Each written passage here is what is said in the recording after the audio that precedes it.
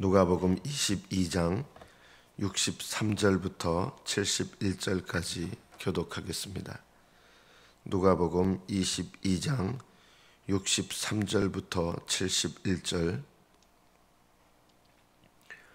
63절부터 교독합니다. 지키는 사람들이 예수를 희롱하고 때리며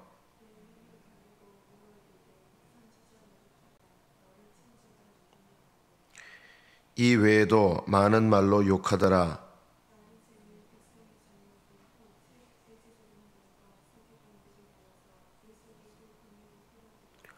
이르되 내가 그리스도이거든 우리에게 말하라.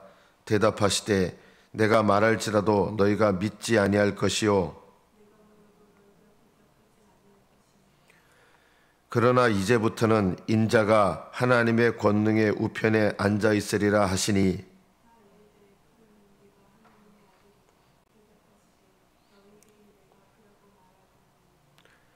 그들이 이르되 어찌 더 증거를 요구하리요 우리가 친히 그 입에서 들었노라 하더라.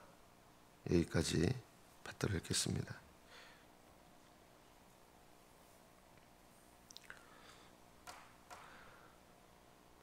예수님께서 희롱을 당하시고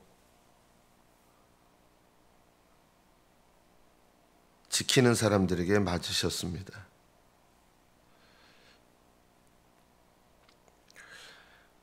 여러분이 잘못해서 혹시 맞아본 경험이 있으실지 모르겠습니다. 근데 잘못한 일이 없는데 내가 맞았다. 그러면 그 평생 못 잊습니다. 한 대 맞는 것도 평생 못 잊습니다. 거기에다가 내가 맞을 만한 사람한테 맞은 것이 아니라 내가 맞을 만한 나를 때릴 만한 사람이 아닌데 그 사람에게 맞으면 그거는 평생 잊혀질 수 없는 상처가 됩니다. 엊그제 뉴스를 보니까 한 고등학생이 교사를 때렸다는 소식을 이렇게 보게 됐습니다. 그 교사는 평생 그게 가슴에서 지워질 수 없는 상처가 될 것입니다. 여러분, 교사가 학생에게 맞은 것도 사실은 있으면 안 되는 일이죠. 그러나 생각해 보십시오. 하나님께서 사람에게 얻어맞으셨다. 그것이 예수님께서 당하신 일입니다. 부모가 자식한테 얻어맞은 거하고 차원이 다릅니다. 부모가 만약에 자식한테 얻어맞은다 그러면 자살하고 싶을 거예요.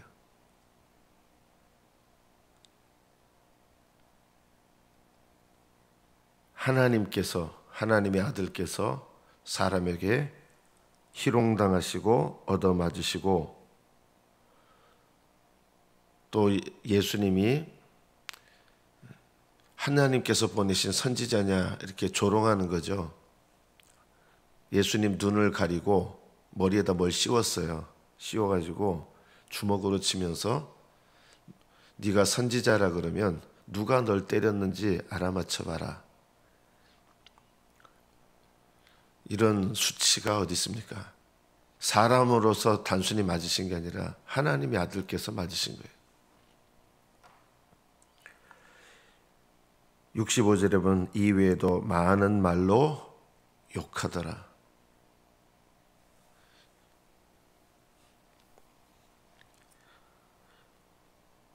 우리가 예수님을 위해서 산다고 하는 것은 주님을 위하여 주님께서 나를 위하여 당하신 일을 내가 주님을 위하여 기꺼이 겪는 것입니다. 이것이 주님을 위해서 산다는 뜻입니다.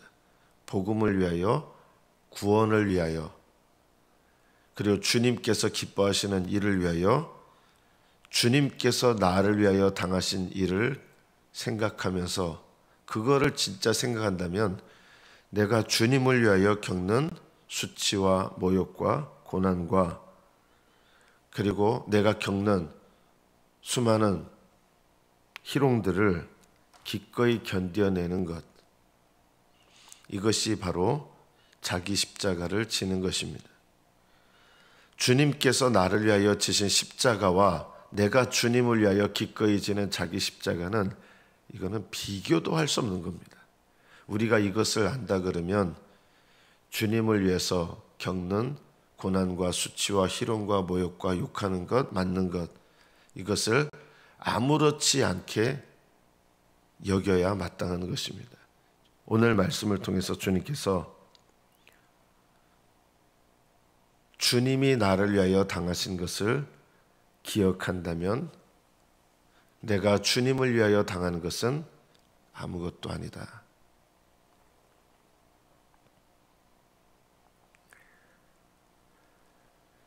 장로들이 예수님을 공회로 끌어갔습니다. 그리고 이렇게 묻습니다. 네가 그리스도이거든 우리에게 말하라. 예수님은 이미 말씀하셨습니다. 어떻게 말씀하셨습니까? 예수님은 메시아가 와서 할 일들을 친히 하심으로 예수님이 메시아라는 것을 나타내셨습니다. 사람의 눈을 뜨게 하는 기적은 메시아 외에는 할 수 없는 기적입니다. 사람의 눈을 뜨는 기적을 했다면 그 사람은 메시아입니다. 그런데도 믿기 싫은 겁니다. 아무리 기적을 보여줘도 믿기 싫은 마음이 있는 사람은요, 안 들리고 안 보이고 안 믿겨집니다. 우리 안에 이 악한 선입견을 가지고 있으면 예수님께서 말씀하셨을 때 똑같은 말씀인데 어떤 사람들은 그 말씀을 은혜롭게 받는데 어떤 사람들은 그 말씀에 대해서 분노만 합니다. 바리새인과 서기관들과 대제사장들은 예수님께서 말씀하셨을 때 은혜 받은 적이 단 한 번도 없습니다. 놀랍지 않습니까? 이 땅에 하나님의 아들께서 은혜의 말씀만을 선포하셨는데 정작 서기관, 바리새인, 대제사장들은 단 한 번도 그 은혜의 말씀이 은혜롭게 들리지 않았습니다. 왜 그랬을까요? 잘못된 선입견, 잘못된 위치를 갖고 있기 때문입니다. 그들은 교만한 위치에 있었습니다. 교만한 위치에 있으면 말씀이 안 들립니다. 교만한 위치에 있으면 은혜의 말씀을 들어도 분노가 일어나고 화가 치밉니다.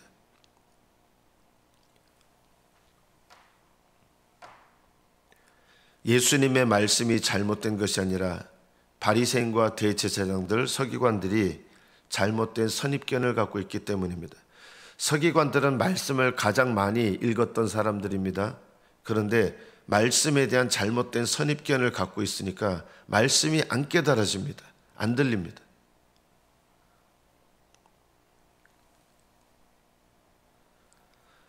예수님을 믿어야 말씀이 들리고 예수님을 사랑해야 말씀이 들립니다.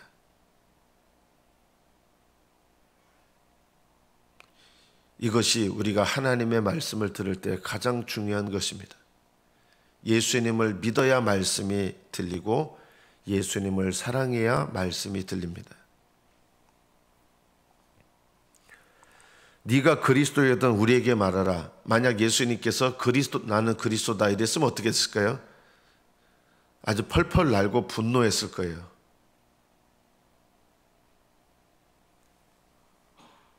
내가 말할지라도 너희가 믿지 아니할 것이요. 그리스도께서 나는 그리스도니라 라고 말씀하셔도 너희는 믿지 않을 것이다. 왜냐하면 예수님을 믿지 않는 마음을 가지고 있으면 어떤 말도 안 들립니다. 여러분은 말씀이 들리십니까?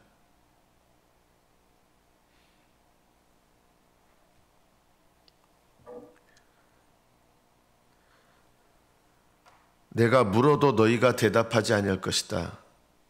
왜냐하면 자기들이 모르는 것, 깨닫지 못하는 것을 물어보시는데 내가 깨닫지 못하는 것을 알게 된다고 그거 좋아하는 게 아니에요.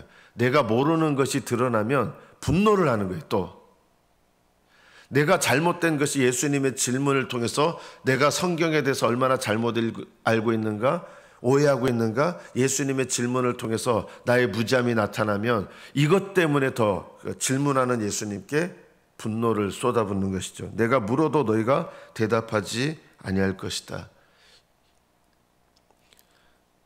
우리가 말씀을 들을 때 중요한 것 중에 하나가 이겁니다. 말씀을 통해서 나의 무지함과 나의 연약함과 나의 실패가 드러날 때 나는 그것에 대해서 가리기 위해서 분노합니까? 아니면 나의 실패와 무지함과 연약함이 드러날 때 오히려 그것을 깨닫고 회개로 나아갑니까? 이것이 예수님을 믿는 믿음의 태도에 있어서 대단히 중요한 것입니다. 여러분은 말씀을 들을 때, 어떤 분들은 말씀을 들을 때 항상 비판적인 태도를 취하고 계신 분들이 있어요. 그러면 어떤 말씀도 안 들립니다. 은혜로운 말씀을 들으면 화가 납니다. 어떤 말씀도 안 들리게 돼 있습니다.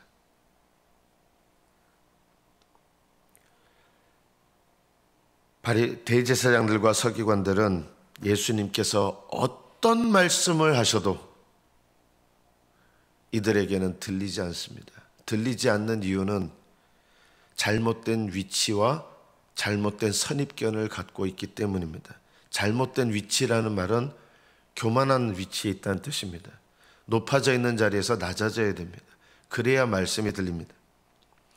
말씀을 판단하는 위치에 있으면 안 됩니다. 저는 신학교 다닐 때 어떻게 보면 자유주의 신학이라고 하는 게 있습니다. 자유주의 신학은 이 말씀은 영감된 말씀이고 이 말씀은 틀린 말씀이다. 이런 걸 자기들이 분별을 합니다. 저는 그런 생각을 갖고 있는 분들이 하나님의 말씀을 듣는 경우를 잘 보지 못했습니다. 하나님의 말씀을 이건 말씀이고 이건 아니고 자기들이 분별하고 자기들이 판단을 해요. 그런 분들이 어떻게 하나님의 말씀을 겸손히 들을 수 있습니까? 그분들은 늘 평생 하는 게 결국 이러다 끝나는 거예요. 이거는 말씀이고 이건 말씀이 아니고 이거 하다 끝나요. 얼마나 안타깝습니까? 하나님 말씀 앞에 겸손히 엎드리고 귀 기울일 생각을 해야 되는데 말씀을 판단합니다. 여러분이 말씀을 들을 때 이 말씀 속에서 하나님께서 내게 말씀하시는 것을 들으려고 하셔야 됩니다. 이것이 말씀을 통해서 하나님이 말씀하실 때 대단히 중요한 것입니다. 이 목사님이나 또는 다른 사람을 통해서 증거되는 말씀, 이거는 하나님 말씀이고 이거는 그 목사님 생각이고 이런 것들을 분별하시는 분들은 분별이 아니라 은혜 받기가 어렵습니다. 하나님은 심지어 인간적인 말들 속에서도 단어 하나를 가지고도 말씀을 듣고자 하는 자에게 얼마든지 말씀하는 분이십니다. 듣고자 하는 자는 단어 하나를 가지고도 듣습니다. 그러나 듣지 않으려고 하면 인생 전체를 들어도 못 깨닫습니다. 들으려고 하면 단어 하나를 통해서도 깨닫습니다. 베드로는 닭 울음소리를 들었습니다. 그 닭 울음소리에 아무도 그냥 닭이 우나보다 했습니다. 그러나 베드로는 그 닭 울음소리로 인생이 무너지고 새롭게 되는 새로운 계기가 되었습니다. 네가 닭이 2번 울기 전에 3번 나를 부인하리라, 이 말씀이 생각나게 됐고 이 닭 울음소리로 인해서 자기가 얼마나 교만하고 내 힘으로 인생을 살고 내 힘으로 내 경험으로 살아온 인생이었는가. 하나님께서 베드로에게 꽃기호 아무 생각 없이 우는 닭이었어요. 그 닭은 어떻게 됐을까요? 요즘으로 말하면은 프라닭 치킨의 재료가 됐을 겁니다. 누가 먹었을 거죠. 닭이 무슨 생각이 있어서 했겠습니까? 그냥 본능적으로 울었어요. 그러나 하나님은 본능적으로 울었던 그 닭의 울음을 사용하셔서 베드로의 인생을 깨닫게 하시고 변화시키셨습니다. 철저하게 회개합니다. 그 닭울음 소리에 인생을 회개합니다. 하나님께서 베드로에게 그 닭울음 소리를 통해서 말씀하셨기 때문입니다. 사람의 언어도 아닌 닭 우는 소리도 주님께서 쓰시면 우리 인생을 변화시키고 회개케 하시는 하나님의 말씀이 될 수 있습니다.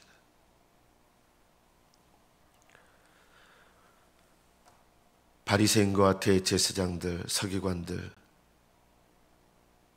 이들은 주님의 말씀을 들을 마음이 없기 때문에, 들을 귀가 없기 때문에 들리지 않습니다. 날마다 들을 귀로 하나님 앞에 깨어있는 저와 여러분 되시기를 축복합니다. 이들이 예수님께 묻습니다. 이제부터는 인자가 하나님의 권능의 우편에 앉아 있으리라, 이 말씀을 예수님께서 하시니까 기가 차서 물어보는 거예요. 여러분, 하나님의 권능의 우편이라는 게 뭡니까? 이 당시에 이스라엘 사람들은 이게 무슨 의미인지 알아요. 우리는 이게 무슨 뜻인지 모르잖아요. 하나님의 권능의 우편에 앉아 있으리라. 우리는 이게 무슨 뜻인지 잘 모르는데 이스라엘 사람들, 성경을 아는 사람들은 알아요. 이게 무슨 뜻이냐? 시편 110편을 제가 한번 읽어보겠습니다.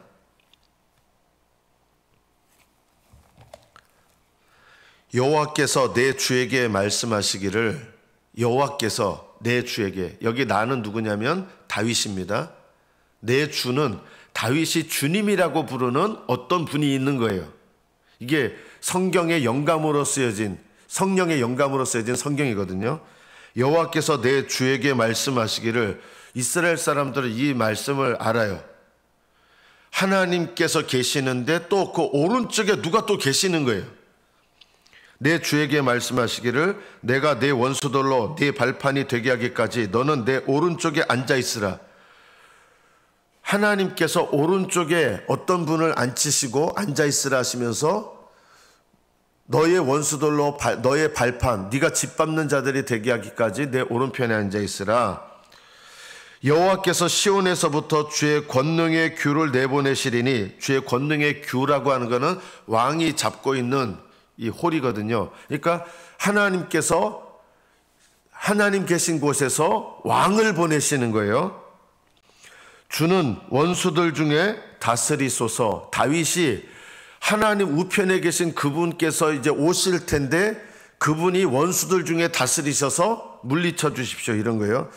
주의 권능의 날에 주의 백성이 거룩한 옷을 입고 즐거이 헌신하니 새벽 이슬 같은 주의 청년들이 죽게 나오는도다. 여호와는 맹세하고 변하지 아니하시리라. 이르시기를, 오른편에 있는 분에게 하나님이 또 말씀하시는 거예요. 다윗이 영감 중에, 하나님의 신령한 영감 중에 이걸 기록한 거예요. 오른편에 계신 분에게 너는 멜기세덱의 서열을 따라 영원한 제사장이라 하였도다. 그분에게 너는 영원한 제사장이다, 이렇게 말씀하시는 거예요. 다윗의 주님이에요. 그리고 그분은 영원한 제사장이에요. 멜기세덱의 서열을 따르는 영원한 제사장이다. 또 5절, 주의 오른쪽에 계신 주께서 그의 노하시는 날에 왕들을 쳐서 깨뜨리실 것이라. 하나님 오른편에 계신 다윗의 주님께서 분노하시는 날에 땅의 왕들을 다 깨뜨리시고 물리치신다는 거예요. 메시아죠. 그래서 이 주의 권능의 오른편에 앉는다는 건 누구를 얘기하는 거예요? 하나님께서 장차 보내실 메시아시고, 그 메시아는 하나님의 권능의 우편에서 다윗의 주님이에요. 그리고 다윗의 주님이 왕으로 이 땅에 오실 분이에요. 그분을 말하는 거예요. 이분이 누군지 잘 모르지만 하나님의 권능의 우편에 앉아 계신 분, 이분은 누구냐면 이 시편 110편에서 말한 하나님의 아들이에요. 그냥 천사가 아니에요. 이분은 영원한 대제사장이고 다윗이 주님이라고 부르는 분이에요. 이분이 누구세요? 바리새인들도 이거 알아요. 서기관들도 알아요. 그러니까 인자가 하나님의 권능의 우편에 앉아 있으리라 하니까 기가 차서 물어보는 거예요. 이 얘기예요. 네가 그러면 시편 110편에서 말씀하신 그 하나님의 오른편에 계신 주님이라고, 이런 질문을 하는 거예요. 그걸 어떻게 표현한 거예요? 네가 그러면 하나님 아들이냐? 이렇게 물어본 거예요. 네가 하나님 아들이냐? 그러자 예수님이 대답하십니다. 너희들이 내가 그라고 말하고 있느니라. 이게 우리말 번역은 정확히 번역을 한 건데 이게 무슨 뜻인지 애매한 거예요. 옛날 번역은 정확한 번역은 아니고 약간 의역이지만 옛날 개역판 성경이 저는 우리가 이해하기에는 더 좋은 번역이라고 생각해요. 이건 정확하게 번역한 거예요. 내가 그라고 너희가 말하고 있느니라. 이게 조금 의역해서 우리가 알아듣기 쉽게 말하면 너희들이 올바로 말했다. 내가 바로 그다. 이거예요. 네가 하나님 아들이냐? 너희들이 올바르게 말했다. 내가 크다. 원어로 그대로 읽으시면 내가 크다라는 말은 에고 에이미 이렇게 돼 있어요. 좀 어렵죠? 에고 에이미. 이 말은 나는 나다. 이게 누구를 가리킬 때 쓰는 말인지 아십니까? 구약 성경에는 하나님께서 나는 여호와다라고 말씀하실 때 이 표현을 쓰시는 거예요. 네가 하나님 아들이냐라고 했을 때 예수님은요 엄청나게 놀라운 대답을 하시는 거예요.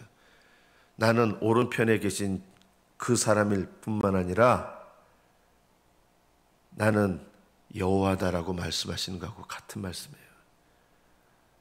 너희들이 올바로 말하였다. 내가 크다. 그러자 정확하게 말씀하셨어요. 여러분 듣지 않는 귀를 갖고 있으면 안 들린다 그랬잖아요. 분노하면서 이제 다른 증거 필요 없다. 이 자가 메시아인지 아닌지 사칭하는 필요 없다.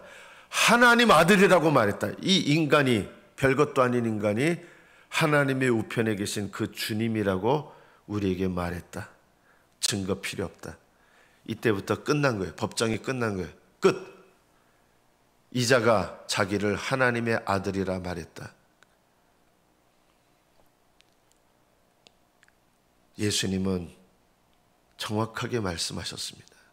그러나 그 놀라우시고 은혜로운 말씀을 듣고 예수님을 십자가로 끌고 가는 것입니다. 선입견이 이처럼 무서운 것입니다. 우리가 하나님 앞에 회개해야 될 두 가지가 뭐냐면요, 내가 높아 있는 위치에서 내려와야 됩니다. 교만한 사람은 말씀이 안 들립니다. 그리고 내가 잘못 가지고 있는 선입견을 내려놔야 됩니다. 그래야 말씀이 들립니다.